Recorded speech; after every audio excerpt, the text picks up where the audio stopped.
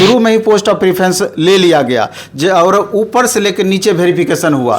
जैसे ही ऊपर आपका सीट कंफर्म हुआ, नीचे अपने आप लॉक हो गया। इससे फायदा 10,000 प्लस अभ्यर्थी को इसका फायदा मिलता, 10,000 परिवार रोशन होता। 100% पोस्ट ग्रेजुएशन लेवल का क्वेश्चन पूछा गया। पीजीटी टीजीटी में 9, 10, 11, 12 में 40% अदर स्टेट के स्टूडेंट हैं और उनको जनरल में काउंट करना है, तो स्वाभाविक है कि जनरल का कट ऑफ हाई रहना ही था। भी कैंडिडेट का रिजल्ट नहीं हुआ है, बहुत मायूस होने की जरूरत नहीं है। आप ही के बीच के आपके भाई लोग का सिलेक्शन यहाँ पर हुआ है, तो स्वाभाविक है कि पढ़ाई कर रहे हैं तो रिजल्ट उनका होना स्वाभाविक है, और जो सीट बचेंगी फिर अगला TRE 3.0 में ऐड होगा। नमस्कार, मैं हूं अनुकुल तिवारी और आप लाइव सीरीज देख रहे थे। हमारे साथ नवीन सर मौजूद हैं और आपने भी वो वीडियो देखा होगा जिसमें नवीन सर ने सबके कट ऑफ बता दिए थे और सारे लोग कमेंट कर रहे थे कि बाप रे बाप, इतना ज्यादा कट ऑफ नवीन सर बता रहे हैं तो इतना ज्यादा कट ऑफ जाएगा। तो साबित हो गए नवीन सर सही। बात करते हैं, कल आपसे बातचीत हुई, कल रिजल्ट्स भी आए और आप सही साबित नहीं, आप एग्जैक्ट साबित हो गए। कैसे? इसके लिए तो सबसे पहले तो मैं सारे छात्रों को धन्यवाद देना चाहता हूं और बधाई भी देना चाहता हूं जिनका सिलेक्शन इस बार हुआ है। निश्चित रूप से इन्होंने छात्रों ने लगातार जो मेहनत की, समय कम मिले लेकिन फिर भी इतने हाई कट ऑफ में अपना एक स्थान सुरक्षित कर पाए, इसके लिए बहुत बधाई। लेकिन इससे ज़्यादा मैं उन छात्रों को अपने तरफ से कुछ सजेशन देना चाहता हूं जिन छात्रों का चयन इस बार नहीं हो पाया।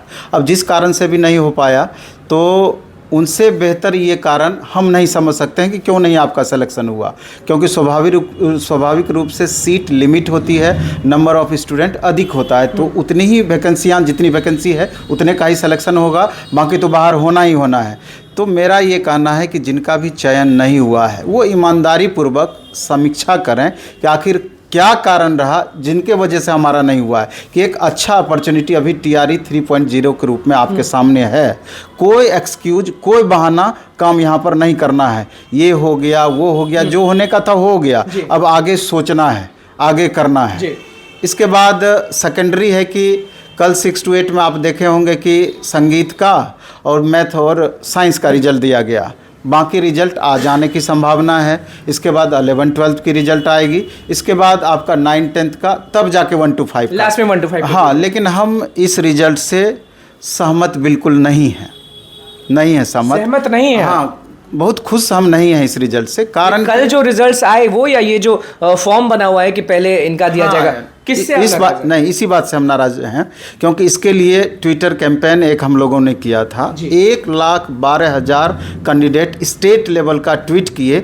ये मामूली संख्या नहीं होती है। बिहार में नंबर 1 ट्रेंड किया जस्ट 3 दिन पहले, लेकिन तब भी इतने युवाओं के, इतने अभ्यर्थियों की बात को अनसुना किया गया। आप मल्टीपल रिजल्ट की बातें कर रहे हैं क्योंकि रिजल्ट होना चाहिए 1 कैंडिडेट 1 रिजल्ट। आप शुरुआत से बोलते हैं कि लॉक कर देने का सिस्टम लगा देना। हाँ बिल्कुल, क्योंकि अगर 11, 12 से रिजल्ट जारी किया जाता, जो भी अब मजबूरी दिखा रहे हो कि इस कारण से हम नहीं दे रहे हैं, इस कारण से नहीं दे रहे हैं, अरे इतनी हड़बड़ी किस बात की है? अगर एक सप्ताह लेट से ही, 15 दिन लेट से ही रिजल्ट निकलता तो इससे क्या हो पाता। लेकिन अगर 11, 12 का पहले रिजल्ट दिया जाता, उसका वेरिफिकेशन पहले होता और जिन भी स्टूडेंट का वहां पर सिलेक्शन होता तो स्वाभाविक है वो नीचे क्यों आना चाहेंगे, वहीं पर उसका सीट लॉक कर दिया जाता। जो 11, 12 का रिजल्ट है उनको पहले दिया जाता, फिर 9, 10 दिया जाता, फिर 6। बिल्कुल एक क्रम में रिजल्ट दिया जाता। जैसे फायदा क्या होता? जैसे कि अन्य एग्जाम में भी होता है। रेलवे में 13 पोस्ट की वैकेंसी निकली थी, शुरू में ही पोस्ट ऑफ प्रेफरेंस ले लिया गया और ऊपर से लेकर नीचे वेरिफिकेशन हुआ।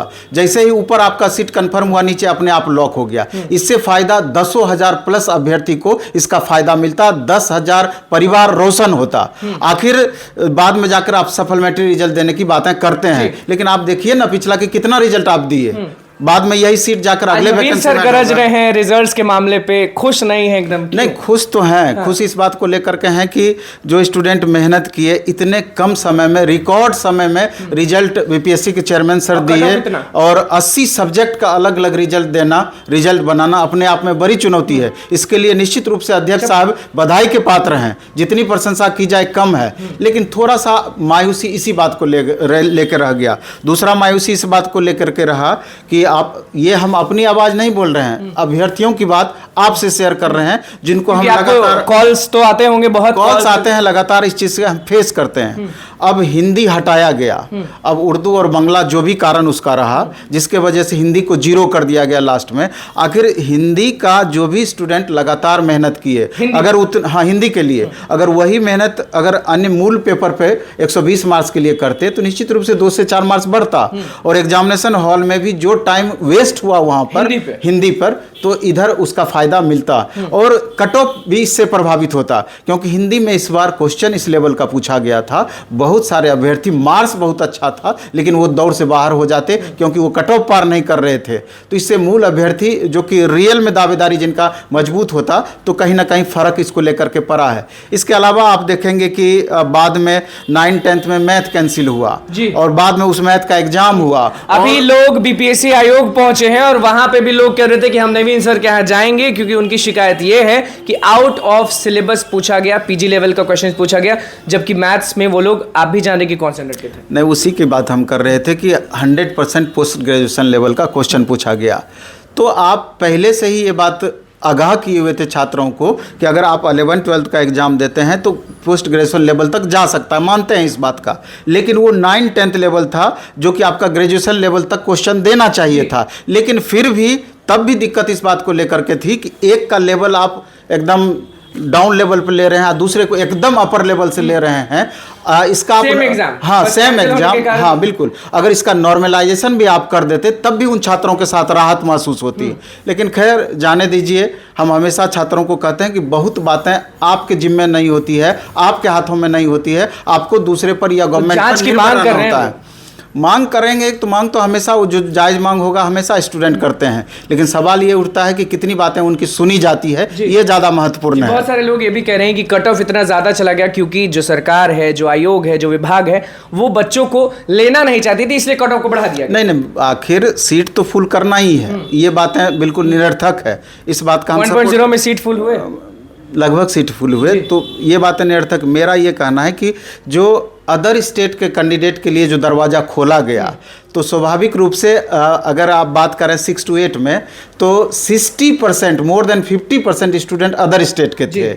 पीजीटी टीजीटी में 9th, 10th, 11th, 12th में 40% अदर स्टेट के स्टूडेंट हैं और उनको जनरल में काउंट करना है, तो स्वाभाविक है कि जनरल का कट ऑफ हाई रहना ही था। और इसी के आधार पर हम प्रिडिक्शन करके वो कट ऑफ 80+ किए थे, क्योंकि हमको पता था। और ये भी हम शुरू में ही आपको क्लियर किए थे, आप पिछला वीडियो बनाए थे कि मेल और फीमेल में भारी अंतर होगा, और यूआर और जनरल कैटेगरी और अन्य कैटेगरी में, रिजर्व कैटेगरी में भारी अंतर होगा। कारण यहाँ पर यही था और बिल्कुल उसी के हिसाब से सटीक कट ऑफ गया। ये नहीं कि हम बहुत बड़े विद्वान हैं उस आधार पर तय किए, नहीं, ये तो कॉमन सी बातें थी जिसको समझने की बातें थी। और हमको पूरा विश्वास है कि अन्य जो कट ऑफ हमने बताया है, क्योंकि 6 to 8 के बाद अब बाकी स्टैंडर्ड पे भी सबके नजर है और सब लोग यही सोचेंगे कि नवीन सर का वीडियो देख लेते हैं पुराना, वो जो बोले थे वही अब फिर मिलाने लगेंगे। हाँ बिल्कुल, एक जगह हमारा थोड़ा सा फर्क पड़ सकता है कि आपका SC ST EBC फीमेल में वहाँ पर कट ऑफ और जो हम बताए हैं 2-3 मार्क्स उससे डाउन जा सकता है, लेकिन बाकी का कट ऑफ का रेंज लगभग आपका वही रहने की संभावना है। आप ये बोल रहे हैं शिक्षक अभ्यर्थियों को कि इसमें अगर ज़्यादा गए हैं तो सब में ज़्यादा ऑलमोस्ट जाएगा ही जाएगा, एकदम जाना ही जाना है, जाना ही जाना है, तैयार ही। पढ़ने वाले होंगे उन्हीं का होगा इस बार। सब दिन से वही होता है, जो डिजर्व करते हैं रिजल्ट उन्हीं का होता है। इसीलिए कि शुरू में ही हम आपको ये बात बोल दिए कि जिन भी कैंडिडेट का रिजल्ट नहीं हुआ है, बहुत मायूस होने की ज़रूरत नहीं है। आप ही के बीच के आपके भाई लोग का सिलेक्शन यहाँ पर हुआ है, तो आपको इससे सीख लेते हुए एक अपॉर्चुनिटी अगस्त वाली आपके पास है। अगले अगस्त में आएगी कि नहीं आएगी इसकी गारंटी नहीं है, क्योंकि 2025 में इलेक्शन होना है, तो 2024 के अगस्त की वैकेंसी कंफर्म है और तय है, तो उसके लिए पूरी तरीके से आप तैयार हैं। नियोजित जो शिक्षक हैं वो तो सारा सीट नहीं ले जाएंगे इस बार, अभी इस बार भी संख्या ठीक ठाक है और रिजल्ट भी ठीक ठाक होगा, और फिर जो वो सीट से रोजगारों को रोजगार मिलेगा कि बेरोजगारों को रोजगार मिलेगा इस बार? आप पिछली डाटा अगर TRE 1.0 का देखें तो आप देख सकते हैं फ्रेशर कितने उसमें गए, तो उससे थोड़ा बहुत ही अंतर इस बार होगा। तब भी इनडायरेक्टली आप कह रहे हैं कि नियोजित भी इसमें हैं।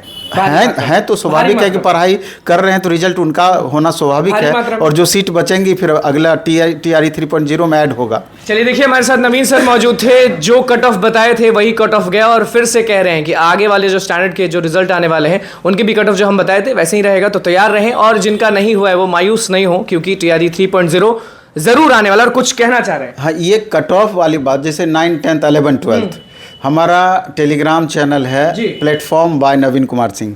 कल हमने फिर उसको पुनः से पहले वाला को रिपीट करके डाला है, तो आप उस पर भी जब रिजल्ट आ रहा है एक बार मिला लीजिए। हमको लगता है कि आगे का लगातार मिलाते रहिए। जो हम बोले थे वही हुआ।